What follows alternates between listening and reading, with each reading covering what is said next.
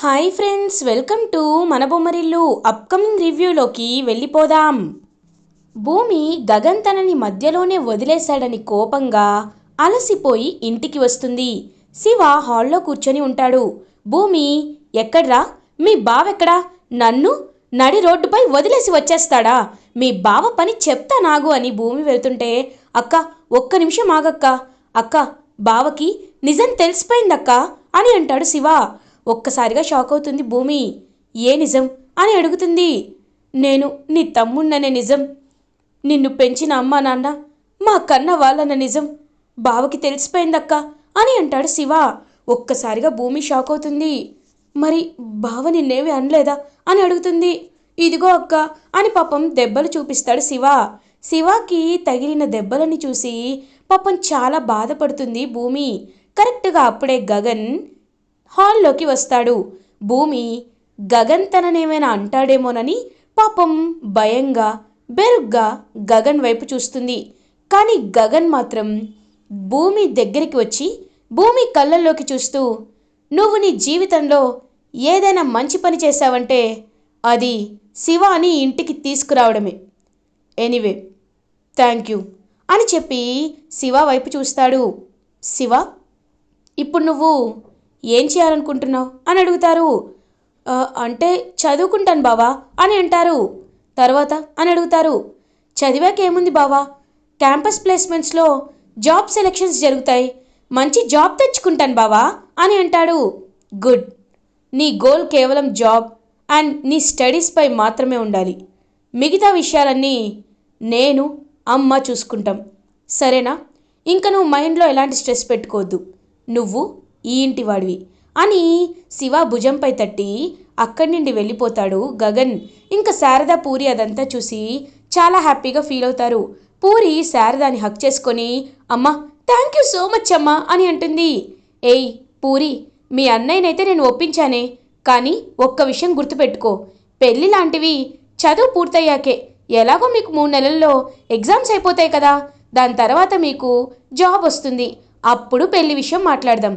ఈలోపు నీ పెళ్ళి ఎంత గ్రాండ్గా చేయాలా అని ఇప్పటి నుండే ఆలోచిస్తున్నాడు మీ గగన్ అన్నయ్య అని అంటుంది శారద. అమ్మ, నిజంగా నాకు నీలాంటి అమ్మ ఉన్నందుకు, గగన్ అన్నయ్య లాంటి అన్నయ్య ఉన్నందుకు నేనేదో పుణ్యం చేసుంటాను అని కన్నీళ్ళు తుడుచుకుంటుంది పూరి. పూరి, నీ సంతోషం కంటే మాకు ఏది ఎక్కువ కాదే, నువ్వు మాత్రం బాగా చదువుకోవాలి, సరేనా అని పాపం శారద పూరిని అక్కడి నుండి పంపించేస్తుంది. భూమికి శివాకి మాత్రం ఈ విషయాలేమీ తెలియకుండా శారద అండ్ గగన్ సైలెంట్గా ఉంటారు. ఇది ఇలా ఉండగా నక్షత్ర ఇంకా గోరింటాకు ప్లాన్తో అలా మేడపై నుండి కిందకి దూకేయబోతుంది అనే ఒక డ్రామాటిక్ ప్లాన్ వేసుకుంటారు కదా. సో ఆ ప్లాన్లో భాగంగా చెర్రీ నక్షత్రాన్ని వచ్చి కాపాడుతాడు. కాపాడిన తర్వాత ఒక్కసారిగా ఇంకా నక్షత్రకైతే చెర్రీని ప్రమాదంలోకి నెట్టేద్దాం అనుకున్న నక్షత్రకి కాళ్ళు టిల్ట్ అయిపోతుంది, బెనికిపోతుంది. ఒక్కసారిగా షాక్ అయిపోతాడు చెర్రీ. అయ్యో నక్షత్ర అని చెప్పి వెంటనే నక్షత్రని ఇంక రూమ్లోకి తీసుకువెళ్తారు. ఏమైంది చెర్రీ అని అడుగుతారు శరత్చంద్ర. పాపం మెట్లపై నుండి కిందకి వస్తుంటే కాలు బెనికింది మావయ్య అని అంటాడు చెర్రీ. అయ్యో అవునా, ఏంటో నక్షత్రకి మొన్నేమో అలా, ఇప్పుడేమో ఇలా. రే చెర్రీ, నువ్వే నక్షత్రని జాగ్రత్తగా చూసుకోవాలి అని ఇంకా గట్టిగా చెప్తాడు శరత్చంద్ర. ఓకే మావయ్య అని ఇంకా అలా అక్కడి నుండి వెళ్ళిపోతాడు చెర్రీ. అప్పుడే అపూర్వ నక్షత్ర దగ్గరికి వచ్చి నక్షత్ర చెంప పగల కొడుతుంది. మమ్మీ అని అంటుంది. హేయ్ మాట్లాడద్దు బేబీ, ఏంటి మీ కోతి వేషాలు నేను చూడలేదనుకుంటున్నారా? అయినా పిన్ని, నీకు ఇంత వయసు వచ్చింది, అమ్మాయితో ఏం చేయించాలో తెలీదా అని అంటుంది అపూర్వ. నేను ఐడియా ఇచ్చాను, తను ఫాలో అయ్యింది అని అంటుంది గోరింటాకు పిన్ని. బేబీ, వాడిని ఎలా చంపాలో కాదు, ముందు నీ ఆరోగ్యం నీ ప్రాణాలు ముఖ్యం, అర్థమైందా? మీ ఇద్దరికీ ఎలా అయినా విడదీస్తానని నేను చెప్తున్నాను కదా, ఎందుకని ఇంకా తొందరపడుతున్నావు? ముందు మన ప్లాన్ ఏంటి? ఈ ఇంటి ఆస్తి మన చేతికి దక్కించుకోవాలి, ఆ భూమి పేరుపై ఉన్న ఆస్తి నీ పేరుపైకి రావాలి, దాని తర్వాతే ఆ చెర్రీగాడు ఒక లెక్కే కాదు, చెర్రీని మనం పక్కకి తప్పించచ్చు. కాబట్టి ఇలాంటి దిక్కుమాలిన ప్లాన్లు ఇంకొకసారి వేయొద్దు అని చెప్పి అక్కడి నుండి వెళ్ళిపోతుంది అపూర్వ. ఇంకా నక్షత్ర అలా సైలెంట్గా ఉండిపోతుంది. ఇది ఇలా ఉండగా ఎస్పీ సూర్య అటు ఇటు తిరుగుతూ ఆలోచిస్తూ ఉంటాడు. ఇంకలా కారులో తన ఇంటికి బయలుదేరుతుంటే గగన్ ఎస్పీ సూర్యకి ఎదురుగా వస్తాడు. ఇంక ఒక్కసారిగా ఎస్పీ సూర్య గగన్ ఇద్దరూ ఒకరినొకరు చూసుకుంటారు. ఏంటి గగన్ గారు బాగున్నారా అని అడుగుతారు ఎస్పీ సూర్య. నేను మిమ్మల్ని ఆ ప్రశ్న అడగాలనుకుంటా సూర్య గారు. I'm so sorry. ఆ రోజు మిమ్మల్ని కొట్టాల్సిన దానికంటే కాస్త ఎక్కువగా కొట్టినట్టున్నాను అని అంటారు. అవును, మీ నాన్నగారి కోసం కదా కొట్టింది, అలాగే కొడతారులేండి. కొట్టిన వాళ్ళకేముంది, కొట్టించుకున్న వాళ్ళకే కదా దెబ్బలు తగిలేవి. కానీ ఈ విషయంలో నేను మాత్రం నీపై పగ సాధించకుండా ఉండను గగన్ అని అంటారు ఎస్పీ సూర్య. చూడండి, మీరు ఒక ఉన్నత అధికారంలో ఉన్నారు. మీ అధికారాన్ని మిస్యూజ్ చేసుకునే పవర్ మీకు ఎవ్వరు ఇవ్వలేదు. ఆ విషయాన్ని మీకు చెప్పడానికే మీపై చేయి చేసుకోవాల్సి వచ్చింది. అది మాత్రమే కాదు, మీరు ఆ అపూర్వ మాటలని గుడ్డిగా నమ్ముతున్నారు ఎస్పీ గారు. ఈ విషయాన్ని నేను ఇంత కూల్గా చెప్పడానికి కారణం ఏంటో తెలుసా? ఆ రోజు మా అమ్మపై అటాక్ చేసింది అపూర్వ. కానీ మీరు ఒక్క కంప్లైంట్ కూడా తీసుకోలేదు, కనీసం అపూర్వపై యాక్షన్ కూడా తీసుకోలేదు. కానీ అపూర్వని కాపాడడానికి మాత్రం ముందుంటారు. ఆ అపూర్వ శరత్చంద్ర చెప్పిన మాటలు పెట్టుకొని నాపై పగ సాధించాలనుకుంటున్నారు. ఏంటిది? ఏం జరుగుతుంది ఇక్కడ? మీరు నిజంగా వాళ్ళకి ఎందుకని తోకలా మారారు అని అడుగుతాడు గగన్. హే గగన్, నోరు తగ్గించుకో. నేను వాళ్ళకి తోకలా మారడం కాదు, నువ్వే ఆ భూమి ఆస్తి కోసం భూమిని పెళ్లి చేసుకున్నావు అని అంటారు. ఏంటి? నేను భూమి ఆస్తి కోసం భూమిని పెళ్లి చేసుకున్నానా? ఆ విషయం నన్ను కాదు, సమాజంలో నా గురించి తెలిసిన ఎవరినైనా అడగండి, మీకు ఏం సమాధానం చెప్తారు? భూమి ఆస్తి నా కాలి ధూళి కంటే సమానం కాదు. నా స్వయం శక్తితో నేను సంపాదించుకోగలను. ఆ విషయం నేను ఎవరికీ చెప్పాల్సిన అవసరం లేదు. కానీ మీకిచ్చే క్లారిటీ ఇస్తున్నాను, ఆ అపూర్వకి మీరు దూరంగా ఉంటే మీకే మంచిది. లేకపోతే ఆ అపూర్వ కుట్రలో మీరు కూడా బలైపోతారు ఎస్పీ గారు అని చెప్పి గగన్ అక్కడి నుండి వెళ్ళిపోతాడు. వీడు కావాలనే అపూర్వ గారి గురించి నాకు చెడ్డగా చెప్తున్నాడు. కానీ ఖచ్చితంగా గగన్ని ఏదో ఒక రోజు నా చేత్తో ఏదో ఒక కేసులో ఇరికిస్తాను, అప్పుడు పగ తీర్చుకుంటాను అని మనసులో అనుకుంటాడు సూర్య. ఇది ఇలా ఉండగా నైట్ అవుతుంది. గగన్ తన రూమ్లో ఇంకా అన్ని బడ్జెట్ అయితే వేసుకుంటూ ఉంటాడు. అప్పుడే శారద గగన్ దగ్గరికి వస్తుంది. భూమి కూడా అలా చూస్తూ ఉంటుంది. నాన్న గగన్, ఏం చేస్తున్నావు అని అడుగుతుంది. అమ్మా, 3 నెలల్లో మన పూరి పెళ్ళి కదా, కాబట్టి పూరికి సంబంధించిన నగలు, జ్యువెలరీ, పట్టు చీరలు, తనకి ఏ ఫంక్షన్ హాల్ బుక్ చేయాలి, ఎంత గ్రాండ్గా పెళ్లి చేయాలని ఆలోచిస్తున్నానమ్మా అని అంటాడు గగన్. పాపం హ్యాపీగా ఫీల్ అవుతుంది భూమి. అత్తయ్య, ఏంటి పూరికి పెళ్ళా? ఏంటత్తయ్య మీరు ఈ ఇంటి కోడల్ని అంటారు, నాకీ విషయం చెప్పరా అని అంటుంది. హే, నిన్ను ఇంటి కోళ్ళని ఎవరన్నారు అని అంటాడు గగన్. బావా, ఆ విషయం నాకు అత్తయ్యకి తెలుసు, నువ్వు సైలెంట్గా ఉండు. చెప్పండి అత్తయ్య, ఇంతకీ ఎవరు పెళ్లి కొడుకు అని అడుగుతుంది భూమి. అది అని చెప్పేటప్పు, అమ్మ నువ్వు ఆగు. హలో, అబద్ధాల పుట్ట, నట కిరీటి, నువ్వు చాలా తెలివైన దానివన్నీ ఫీలింగ్ కదా, కాబట్టి పెళ్లి కొడుకెవరో నువ్వే కనిపెట్టుకో అని అంటాడు గగన్. ఏంటి, పెళ్లి కొడుకెవరో నేను కనిపెట్టాలా? ఇది మరీ బాగుంది బావా, నేనెలా కనిపెడతాను అని అంటుంది భూమి. అమ్మ, నువ్వు మాత్రం చెప్పొద్దు, ఇది నీకు టాస్క్ అనుకో తలతిక్క, నువ్వే కనిపెట్టాలి అని చెప్పి గగన్ అక్కడి నుండి వెళ్ళిపోతాడు. ఏంటో బావ చాదస్తం ఈ మధ్య మరీ పెరిగిపోతుంది, ఎక్కడో ఉన్న పెళ్లి కొడుకు నాకెలా తెలుస్తుంది అని భూమి పాపం అలా అక్కడి నుండి వెళ్ళిపోతుంది. ఇది ఇలా ఉండగా మార్నింగ్ అవుతుంది. పూరి, బిందు, శివ అందరూ హ్యాపీగా కాలేజ్కి వస్తారు. ఇంకా పూరి గాల్లో తేలిపోతూ అందరికీ స్వీట్స్ పంచుతుంది. ఇదిగోండి, తీసుకోండి, మీకు నచ్చినని తినండి. హేయ్ బిందు, రారా, ఇవాళ నీకు ఇష్టమైన స్వీట్ తీసుకొచ్చాను, ఇదిగో అని చెప్పి స్పెషల్గా బిందుకి ఇస్తుంది. ఏంటి, ఎప్పుడు నన్ను కోప్పడేదానివి, ఇవాళ స్వీట్ ఇస్తున్నావు అని అంటుంది బిందు. నాకు త్వరలోనే పెళ్ళి, అందుకే అని అంటుంది. ఓ అవునా, కంగ్రాచ్యులేషన్స్. ఇంతకీ అబ్బాయి ఎవరు అని అడుగుతుంది బిందు. ఎవరంటే నేనెవ్వరికీ చెప్పకూడదని నాతో అమ్మ చెప్పింది, అందుకే చెప్పట్లేదు అని అంటారు. ఏ చెప్తే ఏం చేస్తాను? నీ భర్త నేను పెళ్లి చేసుకుంటానా ఏంటి అని అంటుంది బిందు. ఏ బిందు, ఏంటా మాటలు అని అంటుంది పూరి. మరేంటి బిందు, ఏంటి మాటలు? ఎవరో చెప్తే ఏమైద్ది? అరిగిపోతాడా ఏంటి? కాదు కదా.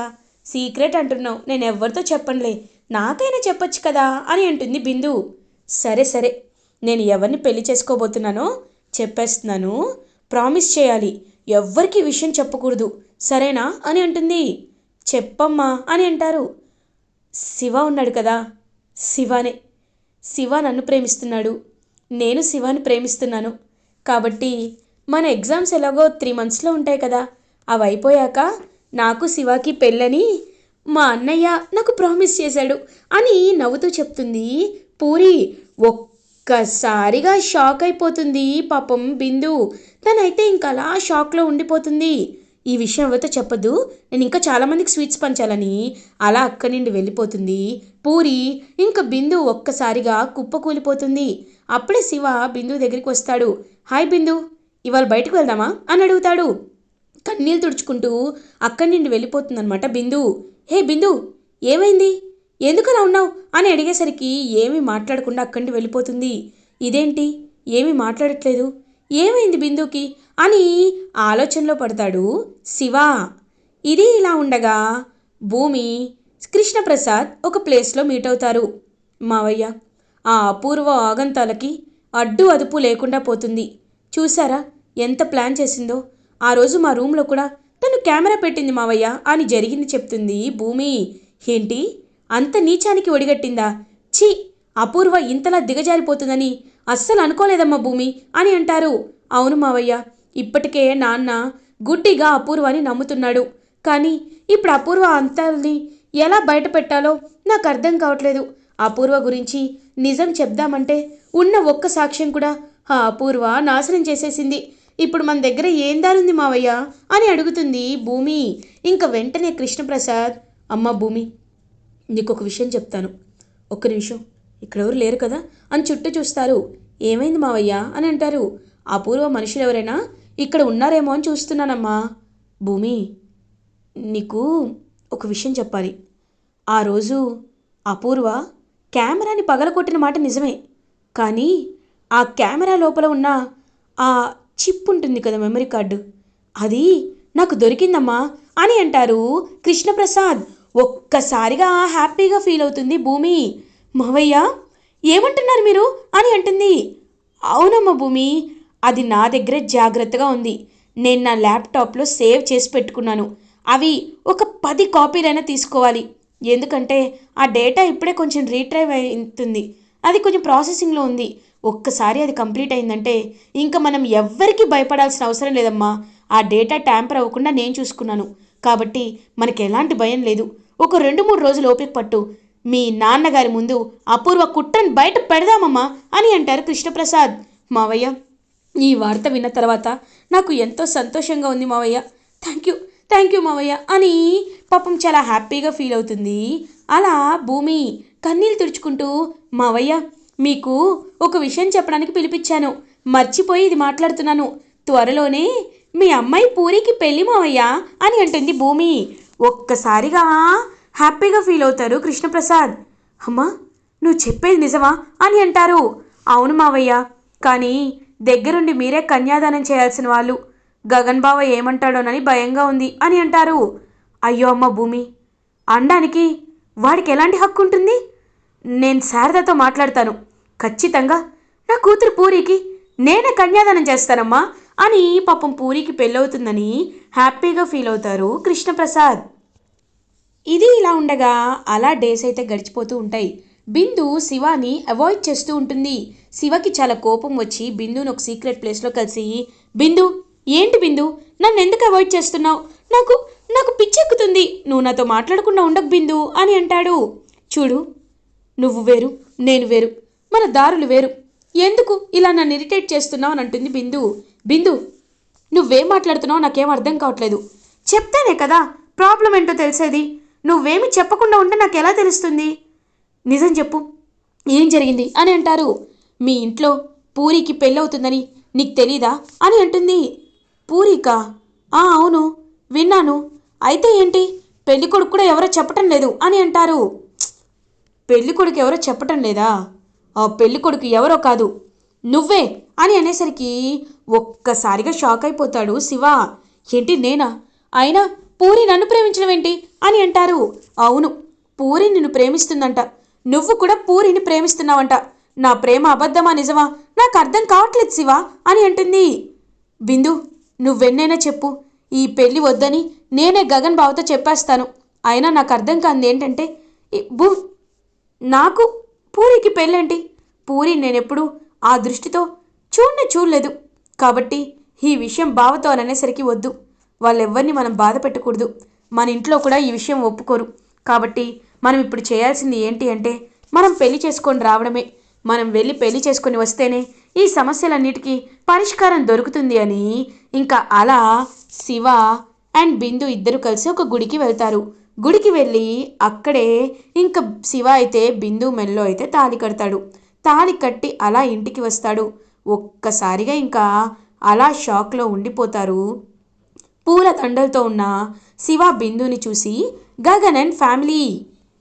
ఇలా ఎపిసోడ్ ఎండ్ అవుతుంది.